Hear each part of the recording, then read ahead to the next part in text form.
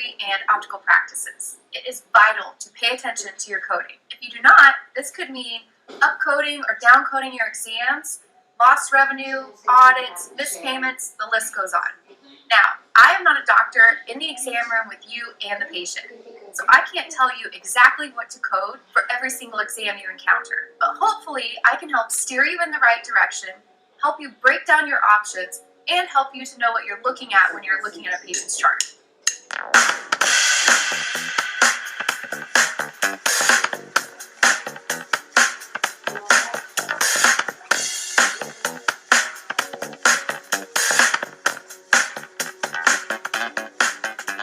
So first, let's start with one term, Current Procedural Terminology, or CPT for short. CPT is a medical code set, different from diagnosis codes, that is used to report medical, surgical, and diagnostic procedures and services from the provider to the insurance company. CPT codes are used to describe which tests, surgeries, evaluations, and any other medical procedure performed by a healthcare provider on a patient. As you can imagine, this code set is extremely large, but thankfully for us in our industry, like diagnosis codes, we don't use all of them. So here in a minute, we will break down the CPT codes that we do commonly use, but first, let's go over a new patient versus established patient. The rules for new patient versus established patient are the same for I codes as well as E&M codes. Simply put, a new patient exam is going to be used when a patient has not received services from any provider in the group in the last 3 years. Any provider at your practice has seen that patient within the last 3 years, then you will code it as established. One more term to understand before we dig more into the billing is chief complaint. A chief complaint is a brief statement, usually in the patient's words, describing the reason for their visit. This is what's going to drive your coding decisions to whether it is a routine exam, a comprehensive exam, an intermediate exam, or an office visit or medical exam. Now, let's get to some codes. The first codes we're going to go over are S codes. The S codes refer to a routine ophthalmological examination including refraction, aka a routine eye exam. Now, not all insurances recognize the S codes, but vision insurances usually do, and then some commercial medical plans as well. These are going to be the codes you'll use when your patient comes in with no real chief complaint, but maybe they say something like, I can see great, I just want to get my eyes checked. So if there is no real chief complaint or treatment or diagnostic plan, then you're going to use the S code.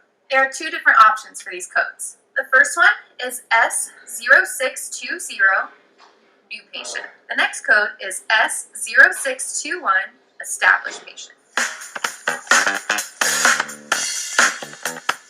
So next, we're going to go over the ophthalmological service codes, or the 92 codes, which are probably going to be the most used in your office. First, we'll talk about comprehensive service codes, which basically describe an evaluation of the complete visual system. These codes consist of a 92004, which is defined as a medical examination and evaluation with initiation of diagnostic treatment program, comprehensive, new patient. And then there is 92014, established patient. The other two 92 codes are for intermediate exams.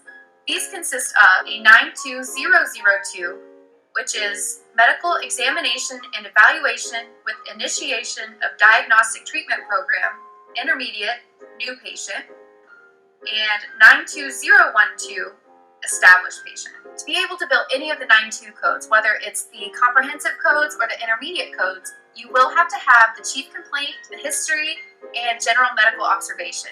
In addition, you will have to have an initiation of diagnostic and treatment plan that is documented by either a glasses or medication prescription, arrangement of special ophthalmological diagnostic or treatment services, consultations, lab procedures, and or radiological services. To figure out whether to bill a comprehensive exam or an intermediate exam, you will first need to look at the number of ophthalmological service elements that you have performed in the exam.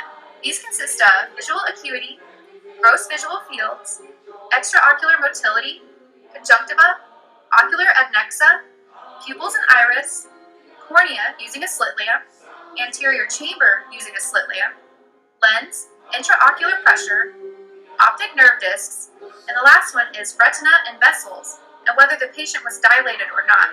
And if not, document the reason as to why. To be able to accurately code as a comprehensive exam, whether it's the 92004 or the 92014, you must have all 12 of those elements in addition to the chief complaint, history, and general medical observation.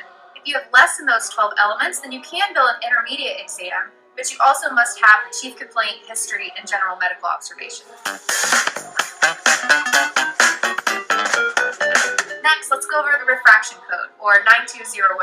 A refraction is performed to determine if there's a refractive error in the patient's eyes and then guides the doctor to prescribe the necessary and appropriate prescription lenses. Typically, it will be billed alongside one of the 92 codes, but not always. As long as the patient is getting a prescription, this is a totally separate service code that is billable when you're doing a comprehensive eye exam, an intermediate eye exam, or the E&M codes that we'll go over shortly. However, if for some reason the refraction was not performed and the patient did not get a prescription, then you will not bill the 92015. Now, back to those S codes we talked about earlier, those codes do include a refraction, so you will not need to bill a separate code, the 92015, when you're billing an S code. Vision insurances will typically cover the 92015 refraction code, and some medical insurances do as well, but not all of them.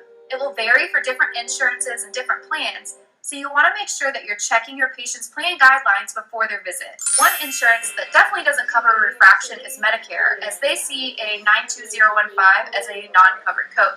Therefore, you are able to bill the patient directly for this service. If for some reason your patient insists that you bill the refraction to their Medicare, maybe they think that their supplement will cover it, I don't know. You can technically bill the refraction to Medicare, and you'll want to use a refractive and accommodation diagnosis code, along with a GY modifier indicating that this is not a covered code from Medicare.